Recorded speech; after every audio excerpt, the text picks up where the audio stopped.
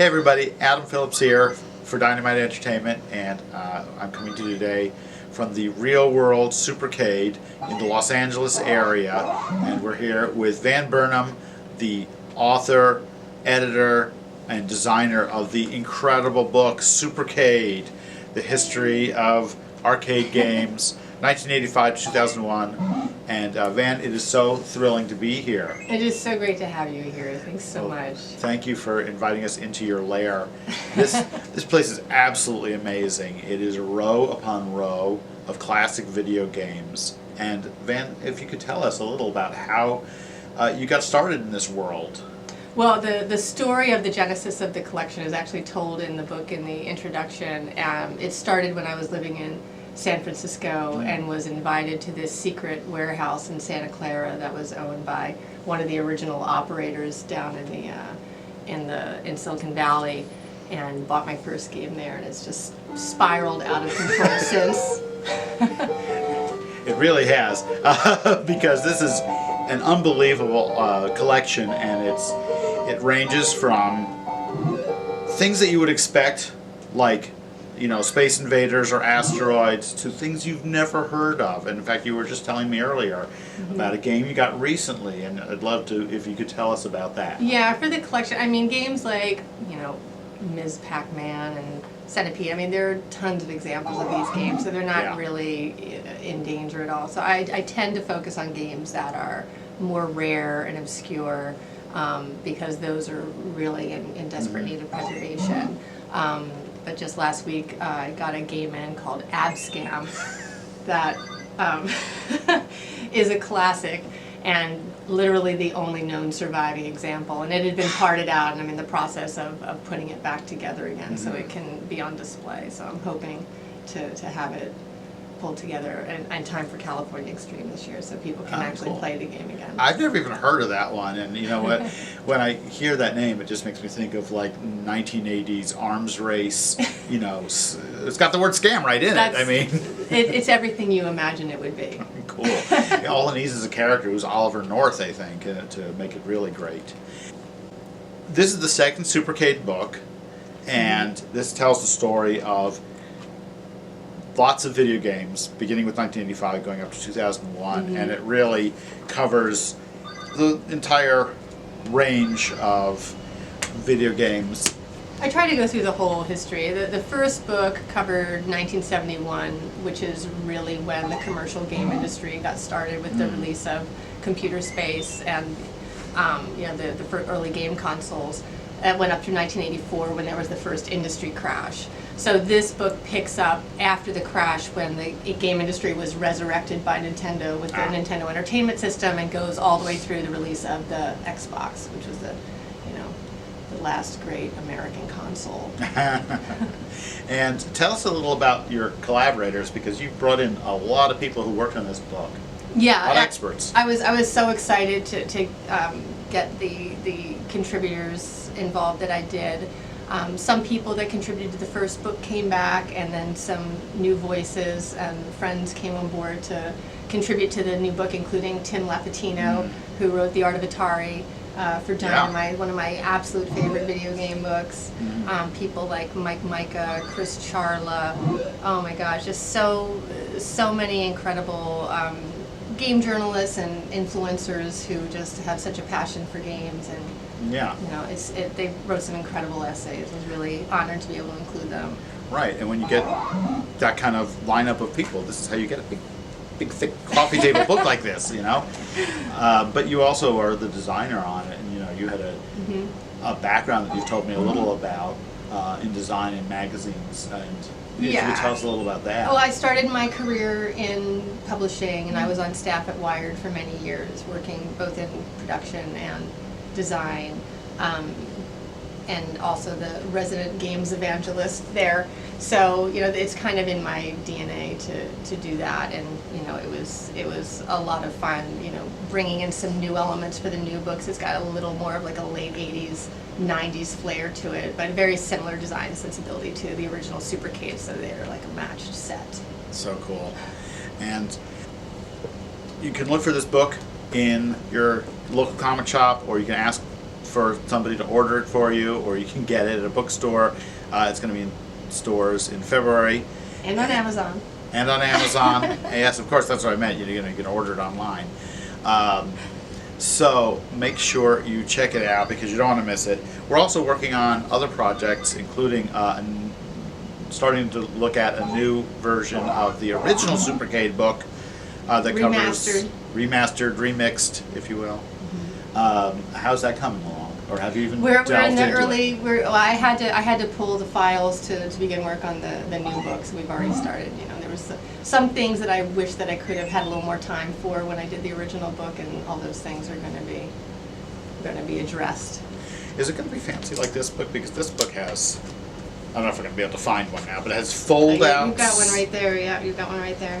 So yeah, this is one of the things that I wanted to do in the original book that we didn't have the budget for, which is to do these fantastic gatefolds. Incredible, right? I had one in the original book that got cut, and I was very upset about that. So for the new book, I did not one, but four gatefolds. So Amazing. it's really spectacular. I think everybody's gonna really love it. Yeah, and I'm sure you'll be putting those into the remastered Supercade Volume 1 yeah, absolutely. as well. Yeah, for this book, I really wanted it to just be head and shoulders above the original. Just had a little more time, a little more resources to make it everything that I really hoped and wanted it to be, and I think that the readers are going to be really excited about it. Oh yeah, anybody who loves video games like I do, this is a must-have book, and I'm not parting with my copy of it, so you can't have it.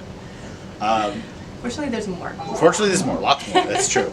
Let me ask, when you come in here, is there like a game you gravitate to play? Yeah. Or do you play these games? I do. I've been trying to avoid the arcade while I've been working on the book It's a because distraction, I guess. it is a distraction. So they've been neglected somewhat, but much like the distractions from my college years. Exactly. It's funny. So when I come back here, my favorite game is Galaga, which I play quite a bit. But it's interesting. Like probably the game I play the most is actually Gyrus, which.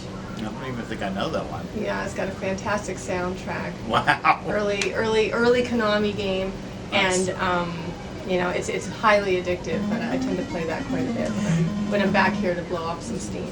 I have wondered, but I haven't actually looked into it. I keep forgetting to, but it's like, can you listen to music from video games like on Spotify and things like that, or are they? You can. There are a Cool. ton of soundtracks, and I'm actually gearing up to launch a soundtrack division for Supercade, and I'm getting Nice. ready to launch a vinyl edition of the Wing Commander soundtracks. Wow. I'm really excited about that. That is awesome.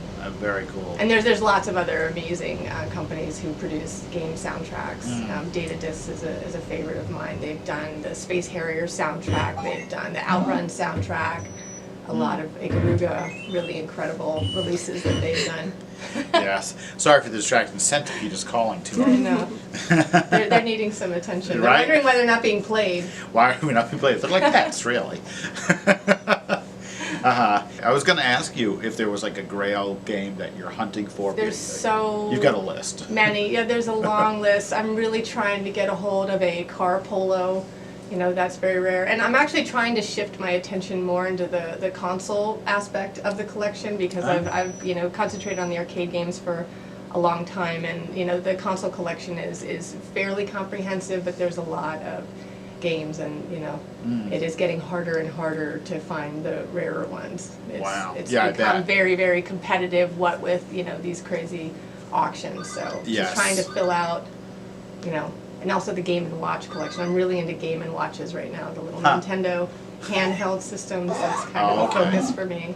We were at having the a moment. long conversation just this morning with our videographer, my daughter Lucy, about Neopets this morning, Oh, which is sort of wow. in that same space, yeah. So, we were just talking about how the Star Wars game makes a lot of noise, and here it is. It needs attention. It needs attention. I know, It it's doesn't like not fantastic. being the center of attention. Yeah, exactly. We look forward to seeing where you go next also, because I hear you're pretty much growing out of this space, right? Yeah, we're working on a permanent physical public museum to Incredible. relocate the collection too. So I'm very excited about that. I look forward to seeing it when it happens. Oh, yeah, you will be there at the launch party Oh, for thank sure. you. I Appreciate it. Well, it's great talking. We'll take a look around and we'll talk again, okay? Awesome. Hey, so we're here in the Supercade, and I just wanted to talk about some of my favorite games in the collection. This row here was used in the filming of Tron Legacy. These are the actual games that were shown on screen in Flint's arcade when Sam goes to try to find his father.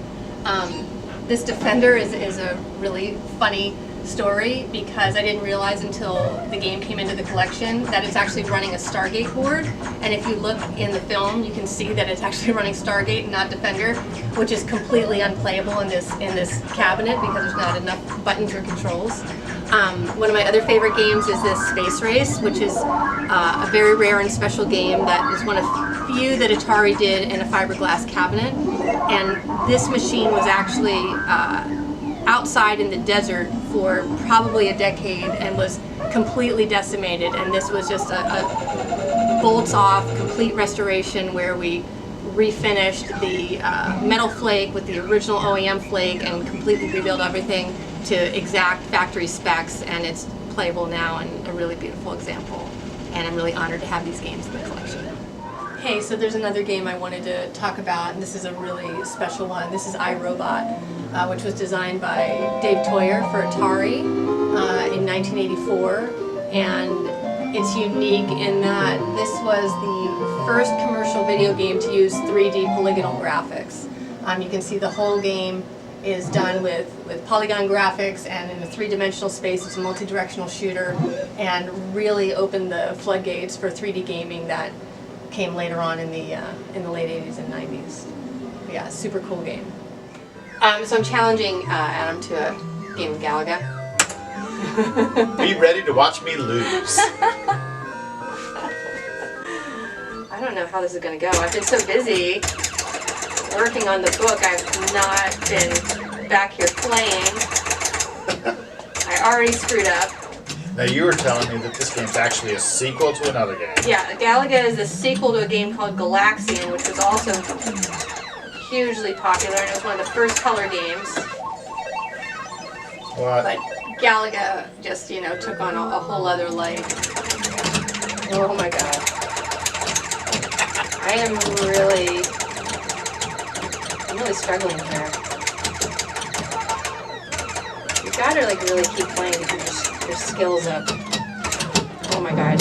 Oh, there it is. I'm just gonna go. We used to have too many games to play at the same time. Oh my god, I haven't played this in 1,000 years. That's always the trick. Secret. Don't get shot. I try not to get shot. But these... So you see, you've already done the thing that I do, is you killed all the blue guys. You gotta not kill the blue guys, because that's how you get your double shooter. So, I'll tell a funny story. I was over at 82, which is the amazing arcade bar downtown where we're having the Supercade launch party.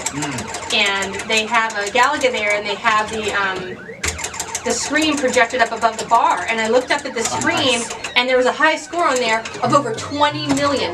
And I was just like, wait a minute. I'm like, that's not even possible. I mean, the highest score I had ever seen was maybe like 8 million or something. And I went to Scott, who was a bar. I'm like, is that legit? I'm like, where did that score came from? And he's like, oh yeah, there's this guy who's just amazing, and he's been coming up in here and putting up these insane scores.